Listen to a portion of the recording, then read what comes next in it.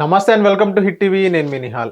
So ఏదైతే నిన్న ఆంధ్రాలో వాట్సాప్ గవర్నెన్స్ అనేది స్టార్ట్ చేశారో దానిపైన మాట్లాడడానికి ప్రస్తుతం మనతో ఉన్నారు senior political analyst KS Prasad గారు. సార్ నమస్తే. సార్ నమస్తే అండి. సార్ ఇప్పుడు ఆంధ్ర రాష్ట్రంలో వాట్సాప్ గవర్నెన్స్ అనేది స్టార్ట్ చేశారు. ఎప్పుడైతే లోకేష్ గారు యువగలం పాదయాత్రతో అప్పుడు ఒక థాట్ వచ్చిందంట లోకేష్ గారికి.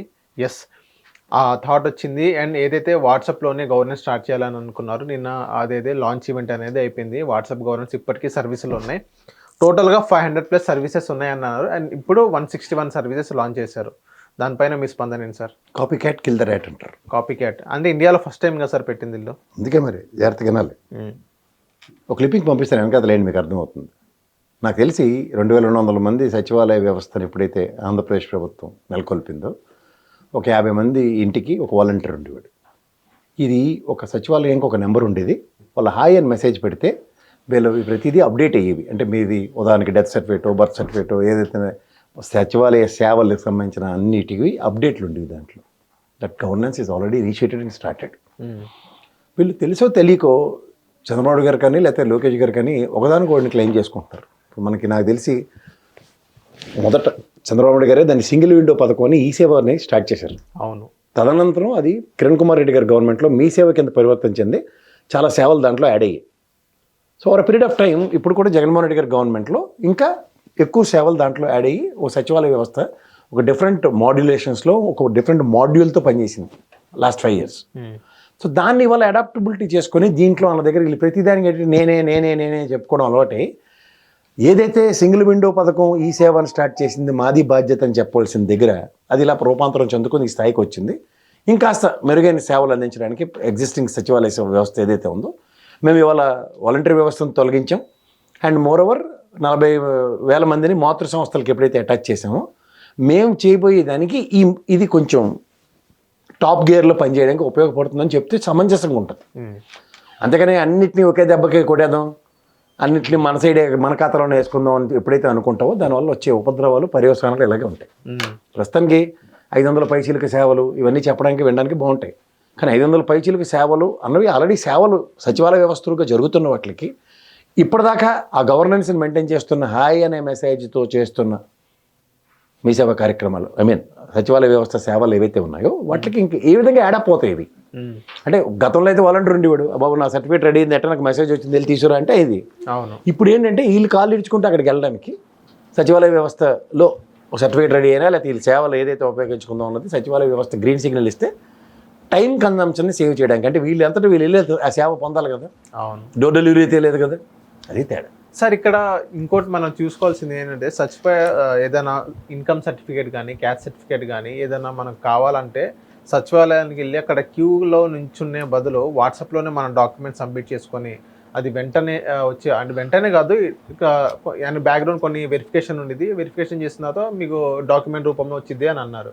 సో అక్కడికి వెళ్ళి లైన్లో నుంచునే బదులు మన ఫోన్లోనే పెట్టేసి అలా చేసుకున్నాను, అది ఒక మంచి సైనే కదా సార్? సరే నేను ఒకటి అంటున్నాను, మంది ఎడ్యుకేషన్ సిస్టమ్ కానీ లేదంటే ప్రతిదీ అప్గ్రేడేషన్లో కానీ మనం ఏ స్థాయిలో ఉన్నామో మనం బాగా తెలుసండి. ఇప్పుడు నాకే మీరు ఉదాహరణకు నన్నే తీసుకోండి ఎగ్జాంపుల్. ఈ ఫోన్లో నాకు ఏదో డౌన్లోడ్ చేసుకొని దాన్ని నింపడం ఇవన్నీ నాకైతే నిజంగా అంత బాగా రాదు. అలా నేను ఊర్లో ఉన్న ప్రజలు వాళ్ళంతా టెక్నాలజీని అడాప్ట్ చేసుకొని చేసేయగలరు అన్నది ఊహకు అందని విషయం. అంటే అలాంటి ప్రజలు కేవలం 10 to 20% ఉన్నారు. ఇప్పుడు స్మార్ట్ ఫోన్ లేనిది ఎవరు లేరు కదా సార్. నేను చెప్తుంది అదే సార్, ఇది నాది. నేను ఎగ్జాంపుల్ చెప్తున్నాను కదా, ఇదే స్మార్ట్ ఫోన్. మీరు నాకు ఏదో డౌన్లోడ్ చేసుకొని చేయమంటే నా సామర్థ్యం అంత లేదు. I'm not technically equipped for it. నా సామర్థ్యం వేరే విధంగా ఉంటుంది. అలా మీరు అందరినీ సెల్ ఫోన్లు అందరి దగ్గర ఉన్నాయి, స్మార్ట్ ఫోన్లు ఉన్నాయని చెప్పి ఒకే గొంతకు కట్టేస్తామంటే అవ్వదు కదా. అంటే ఇక్కడ ఇంకోటి సార్, ఇక్కడ మొత్తం వాట్సాప్ గవర్నెన్స్కే వేయలేదు కదా సార్, సచివాలయ వ్యవస్థలు కూడా పనిచేస్తున్నాయి. నేను చెప్తుంది అదే సార్. ఇప్పుడు సచివాలయ వ్యవస్థ పనితీరు గతంలో వాలంటరీ వ్యవస్థతోనూ సచివాలయ వ్యవస్థ రెండు అనుసంధానించుకుని పనిచేసేవి. ఇవి ఎప్పుడైతే ఒకదాంతో అనుసంధానం లేనప్పుడు ఇప్పుడు ఒక డిఫరెంట్ మాడ్యులేషన్తో వీళ్ళు వాట్సాప్ త్రూగా దాన్ని గవర్నెన్స్ని మాడ్యులేట్ చేద్దాం అన్న దగ్గర ఎంతవరకు అన్నది అది పనితనం చూస్తే కానీ చెప్పలేం కదా. అవును. ఇప్పుడు వాళ్ళ ప్రకారం వాళ్ళు నిజంగా అన్ని డౌన్లోడ్ చేసి ఇస్తారు. డౌన్లోడ్ చేసిన వాడు నా సామర్థ్యం, ప్రజల సామర్థ్యాన్ని ప్రశ్న చేయించగలరు కదా. ఇక్కడ వాళ్ళు అంత కాంపిటెంట్ ఎనఫ్ అన్నప్పుడు అది నిజంగా కాంపిటెంట్ ఎనఫ్ అని అయితే సత్వమైన ఫలితాలే వస్తాయి. కానప్పుడు మళ్ళీ మీరు చెప్పింది అదే కదా, అసలు ఈ రెవెన్యూ వ్యవస్థ చేస్తున్న దోపిడీ నుంచి ప్రజలను పరిరక్షించడానికే ఈ సేవ మీ సేవ సచివాలయ వ్యవస్థలు ఓ ట్రాన్స్పరెంట్ గవర్నెన్స్ అంతే.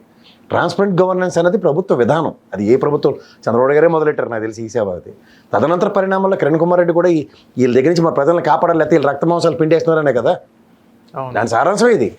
ఓకే సార్, ఇక్కడ ఇంకో పాయింట్ కనుక మనం చూసినట్లయితే ఏదైతే సర్వీసెస్ గురించి మాట్లాడుకున్నట్లయితే 500+ సర్వీసెస్ అనేది ఇంక్లూడ్ చేశారని చెప్పారు లోకేష్ గారు. అండ్ ఇప్పుడు 161, 162 సర్వీసెస్ ఉన్నాయి. అండ్ దీని ప్రకారంగా ఏదైతే సచివాలయంలో ఏదైతే పని ఉంటుందో అది మొత్తం వాట్సాప్లోనే మీ చేతికి వస్తుందని అన్నారు కదా. సో ఇది కొంచెం అప్డేట్ అయ్యి సచివాలయంకి వెళ్ళే బదులు ఇదే అప్డేట్ అయ్యి ప్రజల్లోకి తీసుకెళ్తున్నాను. ఇది ఒక మంచి సైన్ ఎడ్యుకేటెడ్ పీపుల్స్కి. నాన్ ఎడ్యుకేటెడ్కి వాళ్ళందరూ వాళ్ళు వెళ్తే గవర్నమెంట్ ఎంప్లాయీస్ వాళ్ళు హెల్ప్ చేస్తారని అన్నారు. ముఖ్యం ఏంటంటే ఇలా తిరిగినట్టే ఉంటుంది. మళ్ళీ వాళ్ళు హెల్ప్ చేస్తారు, వాళ్ళ దగ్గరికి మీరు వెళ్ళారంటే మళ్ళీ రక్త మాంసాలు ఎవరైతే ఇప్పుడు మీరు చెప్పారు స్మార్ట్ ఫోన్స్ ఎవరైతే యూస్ చేయని పరిస్థితి ఉంటారో వాళ్ళంత వరకే వాళ్ళే ఎక్కువ పర్సెంటేజ్ ఉంటారండి. చూడండి ఇది ఇంకా తక్కువ మంది ఉన్నారు కదా సార్. ఇప్పుడు స్మార్ట్ ఫోన్ లేదు ఎవరు లేరు కదా సార్. నేను చెప్తుంది అదేనండి, స్మార్ట్ ఫోన్ మీరు మాట్లాడుతున్నారు, మీరు స్మార్ట్ ఫోన్కే ఎంఫసైజ్ చేసి మాట్లాడుతున్నారు. బట్ స్మార్ట్ ఫోన్ ఎగ్జిక్యూషన్స్ ఎంతమందికి తెలుసు, వాడడం ఎంతమందికి తెలుసు? స్మార్ట్ ఫోన్ ఉన్న వాళ్ళు వాడుకుంటారు కదా సార్. అదే కదండి. ఇప్పుడు ఇది ఇంగ్లీష్లో ఉంటాయి, నేను తెలుగులో కూడా దాన్ని అది తెలుగులోకి మార్చడం, లాంగ్వేజ్ కూడా చేంజ్ చేస్తాను. నేను చెప్తుంది అదే సార్, తెలుగులోకి మార్చొచ్చు అన్న ఆప్షన్ ఎక్స్ప్లోర్ చేయడం నాకు రావాలి కదా. You're not getting my point. ఇక్కడ ప్రజెంట్ ఏంటంటే మనం అందరూ వెల్ ఎడ్యుకేటెడ్, మీరు నేను అనుకోండి, నాకు తెలియపని మిమ్మల్ని అడిగి నేను పక్కనే కాబట్టి. కానీ ఒక విలేజ్ పరిస్థితుల్లో, విలేజ్ సర్కమ్స్టాన్సెస్లో ఎంతమందికి అంత అవేర్నెస్ ఉంటుంది? అది సచివాలయానికి వెళ్తారు అవేర్నెస్ లేకపోతే. సార్ 2200 మంది ప్రజలు ఒక గ్రామంలో ఉండరండి, ఒక 5-6 గ్రామాలకు కలిపి సచివాలయం అక్కడ. సో మళ్ళీ అదే కాళ్ళు ఇచ్చుకుంటూ వెళ్తే ఏముంది అక్కడ? ఎలాగొచ్చాం కదా బాబా, కాగితం మీద నువ్వే తీసుకొని అక్కడే పెట్టి మొదలెడితే what is the purpose of this? So ఇప్పుడు మళ్ళీ వాలంటీర్స్ పెట్టాలనుకుంటున్నారా సార్? నేను వాలంటీర్కి దీనికి ముడిపెట్టి మాట్లాడట్లే. పబ్లిక్ అవేర్నెస్ అన్నది నువ్వు క్రియేట్ చేయడానికి నీ ప్రాథమిక బాధ్యత ఏది అన్నది చాలా పెద్ద ప్రశ్న. నా దగ్గర స్మార్ట్ ఫోన్ ఉంది కాబట్టి నేను సో అండ్ సో అనుకోవడం చాలా తప్పు. సో ఓవరాల్గా ఈ వాట్సాప్ గవర్నెన్స్ మీద అదొక గుడ్స్ అయినా బ్యాడ్స్ అయినా అంటారా మీరు? అంటే ఏమని అంటారు మీరు? నేను ఒకటే చెప్తున్నాను సార్, టెక్నాలజీ డెవలప్ అవుతోంది. టెక్నాలజీని అడాప్ట్ చేసుకుని మనకు అనుగుణంగా మలిచి చేయడం మంచి పనే, నేను కాదంటలే. కానీ దానికి సబ్సిడీస్ ఉంటాయి కదా, ఎట్లా అన్నది చాలా ఇంపార్టెంట్. అవును, ఎట్లా అన్నది చెప్పకుండా నీకు స్మార్ట్ ఫోన్ ఉంది కదా, యూట్యూబ్ చూడడం వచ్చు కానీ ఇది రాదా అని అవహేళన చేయడం చాలా సులువు. కానీ యూట్యూబ్లో వాడు వినోదాన్ని పొందుతున్నాడు, వినోదాన్ని దీనికి ముడిపెట్టి మాట్లాడడం తప్పు అంటారు. వినోదం ఉండేది, ఇన్ఫర్మేషన్ కూడా ఉండేదిగా సార్. అదే నేను చెప్తున్నాను సార్. ఇప్పుడు యూట్యూబ్లో నాలాటోడిని మిలాటోడిని కూర్చోపెట్టి బాబు పలానా అప్లికేషన్ డౌన్లోడ్ చేసుకోవడానికి వెళ్ళాడు, అలాంటి అవేర్నెస్ కార్యక్రమాలు క్రియేట్ చేయాలి యూట్యూబ్లో. అవి కూడా చెప్తారు పలానా వెబ్సైట్లో ఉన్న చూడండి అంటే, ఆడ వెబ్సైట్ అంటే అడిగేది తెలుస్తుంది. ఓకే, సో ఇది వాట్సాప్ గవర్నెన్స్ గనక ఇప్పుడు కంటిన్యూ అవుతుంది. నెక్స్ట్ ఒక 1-2 మంత్స్లో కూడా 500+ సర్వీసెస్ యాడ్ అయినదాను. సో ఓవరాల్గా ఇది సక్సెస్ అయిద్దని అంటారా సార్? ప్రతిదీ మొదలెట్టకుండా సక్సెస్ అవుతుందో ఫెయిల్ అవుతుందో చెప్పలేము సార్. ఇది ప్రజలకు ఒక సర్వీస్, ఇది సర్వీస్. అవును, పాపం వాడి కష్టం ఏదో ఉంటుంది, సాయం చేయకుండా ఉండదు. కానీ టెక్నాలజీ అడాప్టబిలిటీ అనేది చాలా ప్రశ్న. అందరికీ వచ్చిందని మీరు కంక్లూజన్కి రావడం ఎంతవరకు సమంజసం ఉంటుంది? అవును. హిట్ టీవీ యాప్, ఇందులో short news, live news, entertainment shows, movies, digital magazines తో పాటు మీ జిల్లా వార్తలను కూడా ఫ్రీగా చూడొచ్చు. అంతేకాదు కేజీ నుంచి పీజీ వరకు విద్యార్థులకు స్కాలర్షిప్ కూడా అందిస్తున్నాం. ప్రతి వారం 10 మందికి లక్కీ డ్రా ద్వారా ఒక్కొక్కరికి 10,000 రూపాయలు అందిస్తున్నాం. ఇంకెందుకు ఆలస్యం, వెంటనే హిట్ టీవీ యాప్ ని డౌన్లోడ్ చేసుకుని ఫ్రీగా ఎంటర్టైన్మెంట్ పొందండి. Hit TV app, hit TV app, please download hit TV app. Hit TV app ని ఫ్రీగా డౌన్లోడ్ చేసుకొని ఎంజాయ్ చేయండి. మీకు నచ్చిన ఎంటర్టైన్మెంట్ కోసం హిట్ టీవీ యాప్ ని ఫ్రీగా డౌన్లోడ్ చేసుకుని ఎంజాయ్ చేయండి. హిట్ టీవీ యాప్ ని డౌన్లోడ్ చేసుకుని ఆస్వాదించండి, ఆశీర్వదించండి. ఇంతమంది సెలబ్రిటీలు హిట్ టీవీ యాప్ ని డౌన్లోడ్ చేసుకోండి అని చెప్తున్నారంటే ఎంత మంచి యాప్ ఆలోచించండి. అమెరికా అమెరికా అమెరికా అమెరికాలో చదవాలనుకునే వాళ్ళకి విశ్వసనీయమైన పేరు మన శౌర్య కన్సల్టెన్సీ. UK లో 1 year masters, UK లో 1 year masters, 2 years work permit up to 5 years visa. Contact Saurya Consultancy. Contact 89851 89851.